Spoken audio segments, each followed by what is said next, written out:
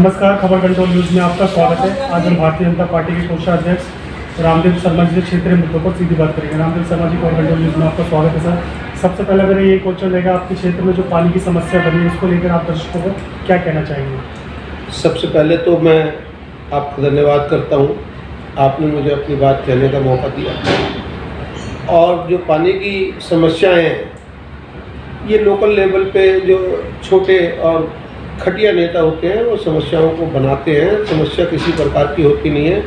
Upper class पे जाने के बाद अगर लोग जागरूक हो जाएं और अपनी ताकत को समझें तो इस तरीके की समस्याएं इमीडिएट सॉल्व हो सकती हैं।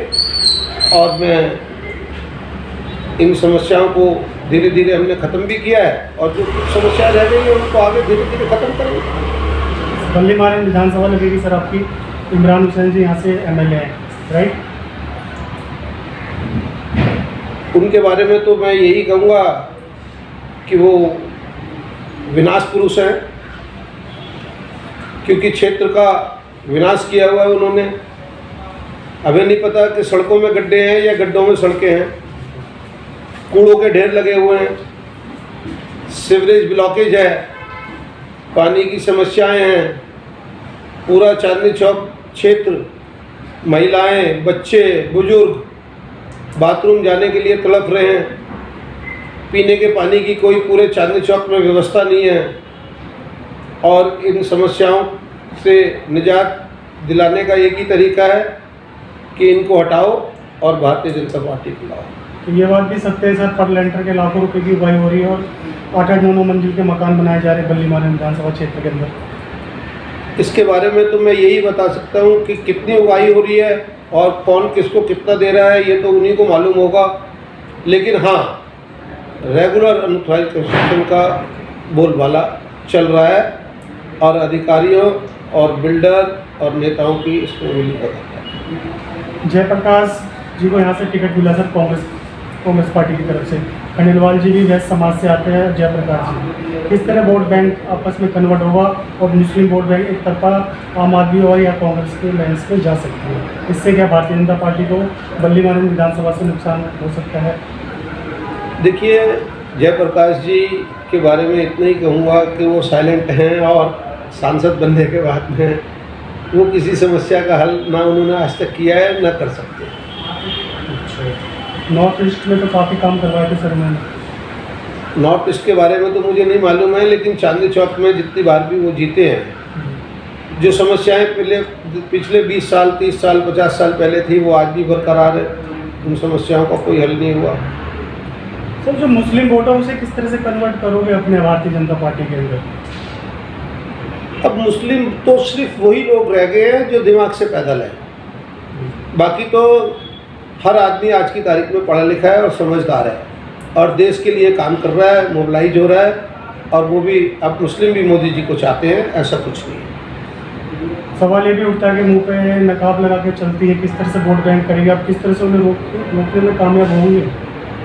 देखिए, गलत लोग तो हर ज़माने में, हर टाइम में थे और उनका इलाज पुलिस अच्छी तरीके से, हमारे देश की जो सुरक्षा एजेंसियां हैं वो सब कर रही हैं और करेंगे। इस तरीके का दिल्ली के अंदर कोई सपना देख रहा है तो उसके दिमाग में धोखा है। भारतीय जनता पार्टी बुर्कों का विरोध कर रही है। देखिए, भारतीय जनता पार्टी ने कभी भी बुर्कों का विरोध नहीं किया।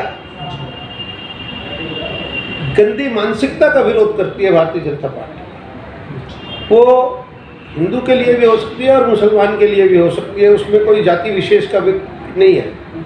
कोई आदमी अगर गलत है तो उसमें हिंदू हो या मुसलमान, कानून सबके लिए बराबर है। तो किस तरह रोकेंगे वोट बैंक? अगर एक ही महिला बार बार आके वोट डालती है तो किस तरह से रोका जा सकता है इसको? अगर वोट डालती है तो उसके लिए कानूनी प्रावधान है, पुलिस एक्शन लेगी, हमारा चुनाव आयोग एक्शन लेगा।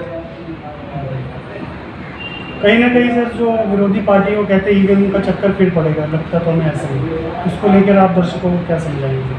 नाच ना आवे आंगन टेढ़ा। जब आदमी हारता है तो इसी तरीके की बातें करता है।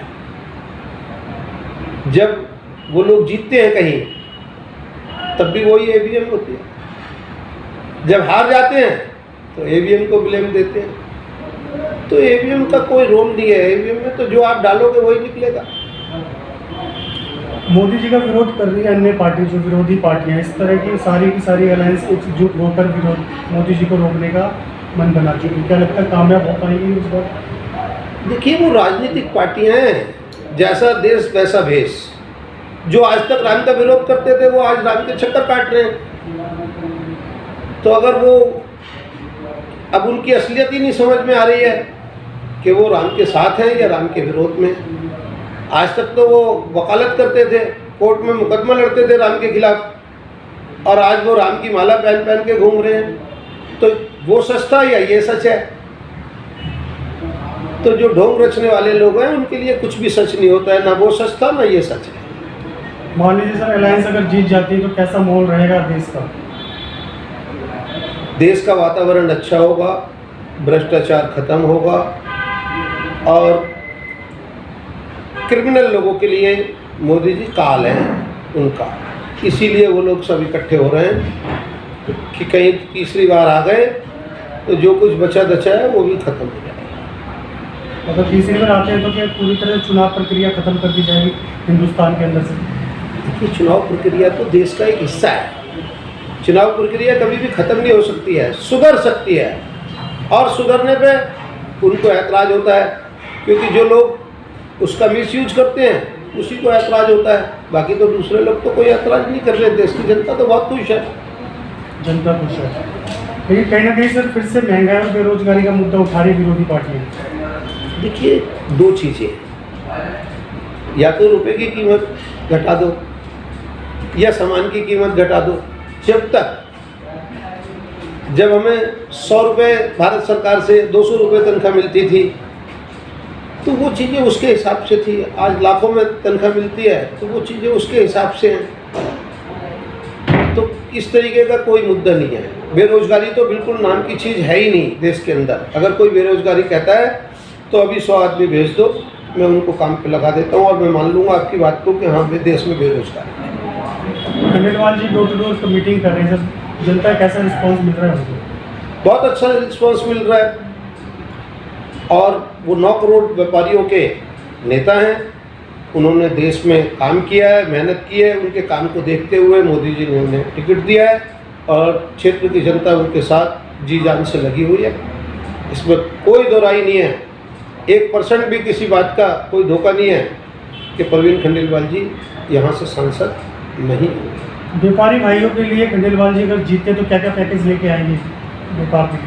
देखिए, जो भी सरकार की योजनाएं होंगी, जितने भी बेनिफिट्स मिलेंगे, वो सारे हमारे व्यापारियों को प्रवीण खंडेलवाल जी दिलाएंगे, ऐसा मेरा भरोसा है।